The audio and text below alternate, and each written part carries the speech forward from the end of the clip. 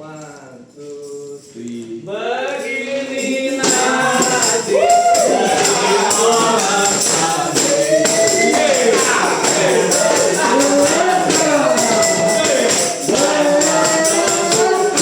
tapi manajemen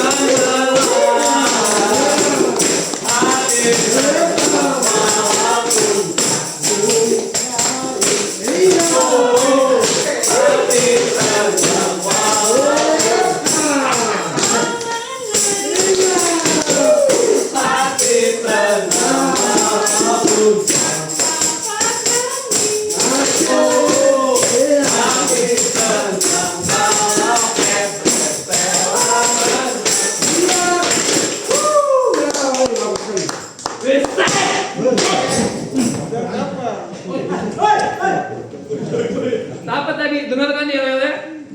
Hati senang walau nggak naik-naik. Bohong. Siapa yang senang kalau apa? Nggak naik-naiknya kali. Betul. Apa tadi dibilang? Hati senang walau apa? Nggak dapat trainingnya kali. Bercanda. Manipulasi semuanya. Siapa yang nggak mau berkembang? Bohong semua kalau dibilang senang. Coba lihat. Lihat. Ada survei. Mana yang paling jelek, paling bobrok? Manajemen karir. Apa satu lagi? Perencanaan pembelajaran. Nggak ada. Lanjut lagi. Ini kalau dibilang, oh ini kan perusahaan, mana yang unit? Oke. Nih, lihat. Pelaksanaan training yang relevan. Mana? Nggak ada. Setuju. Oke lah, kalau dibilang, oh ini kan kuesionernya pertanyaan tertutup, bisa disetir. Oke. Nih, lihat. Tema utama jawaban survei. Bebas orang jawab apa. Paling dilihat apa? Pelatihan, training, kompetensi. Ancol semuanya. Padahal kalau dilihat nih ya, wih, visi misi, komitmen, wih, mulia, keren, tinggi, mantep banget nih. Lihat nih ya. Bahaya ini. Meningkatkan sumber daya manusia, meningkatkan profesionalisme. Mana buktinya? Terus lanjut. Kalau misalnya dibilang nih orang pabrik, iya oke. Orang pabrik nggak keren, iya. Tapi kalau misalnya dilihat orang pabrik, nih ada operation support maintenance. Emang tahu operation terkait maintenance? Nggak tahu. Maintenance saya tahu terkait operation nggak tahu juga.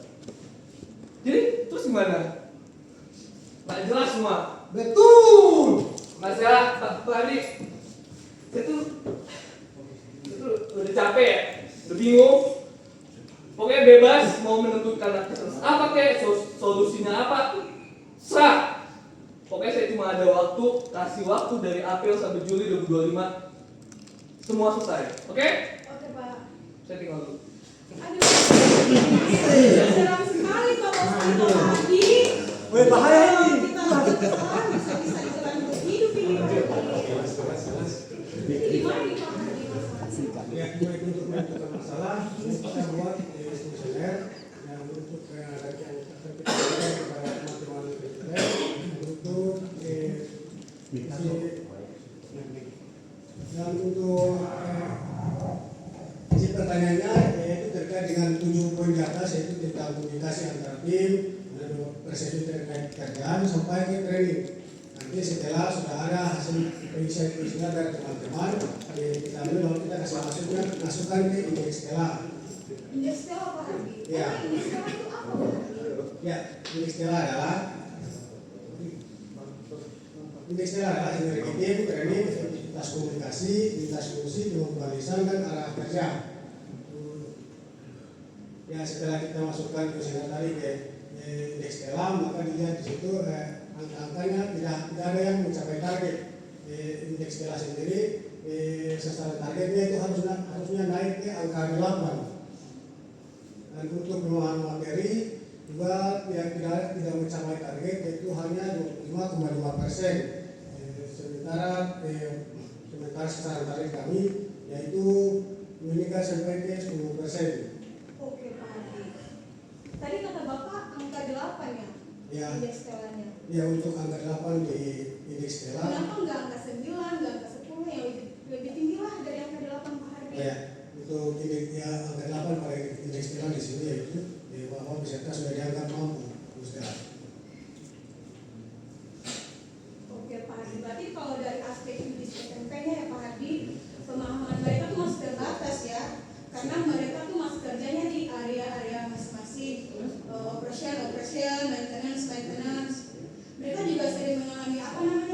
klarifikasi ya Pak Hadi.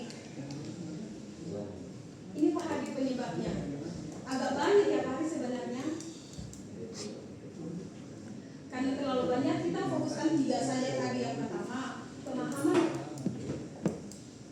pemahaman lintas fungsi, yang kedua kemampuan presentasi, dan yang ketiga training. Kenapa lebih fokus ke 3 ini? Karena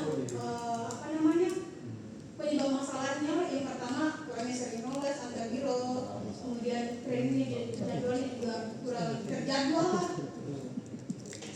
Untuk solusinya bagaimana Pak kira-kira?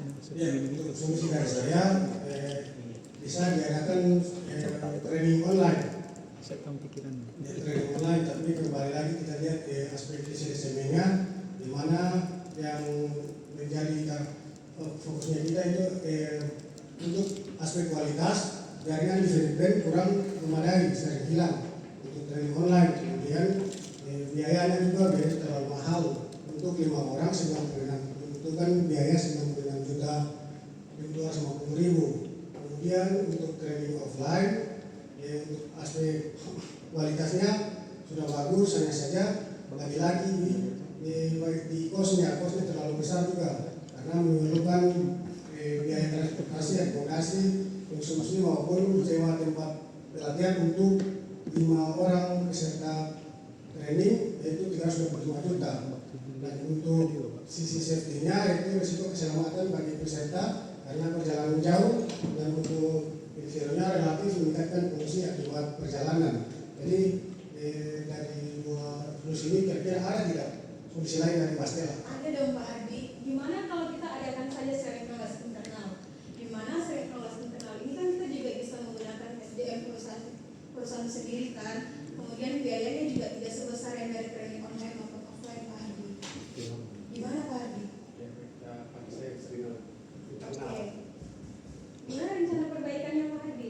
Ya, untuk rencana perbaikannya pendaftaran kita buka di via WA, di grup WA dengan setiap hari Senin awal minggu. Kemudian untuk persiapannya pengawas berarti persiapannya kita bisa dilakukan di dalam ruangan di kelas maupun di luar ruangan, di mana langsung praktek langsung Iya, Pak Hadi. Kemudian untuk materinya dibuat dalam bentuk PowerPoint, kemudian materinya sesuai dengan area masing-masing peserta. Tentunya kalau tadi bisa buat materinya bergantian cari unsur begitu. Berarti ini rencana perbaikan untuk biaya 16 juta dalam 2 bulan ya Pak Hadi ya. Oke, berarti untuk pastornya nanti asisten saja ya untuk absensi dan lain sebagainya.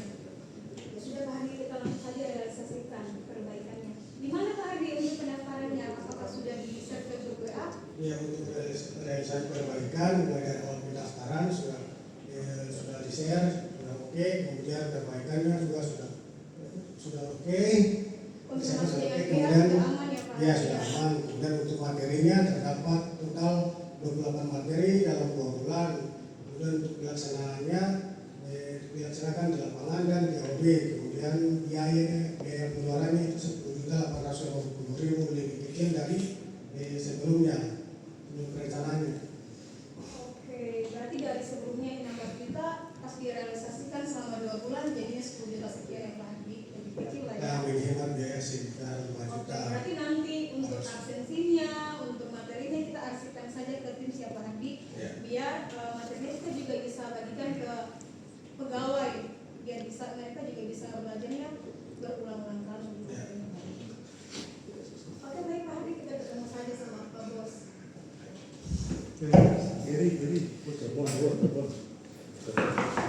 Selamat siang Pak Bos. Siang, gimana? Ini Pak, kita juga mau menyampaikan hasil diskusi kita Pak Bos untuk masalah yang kemarin. Oke. Terus lanjut.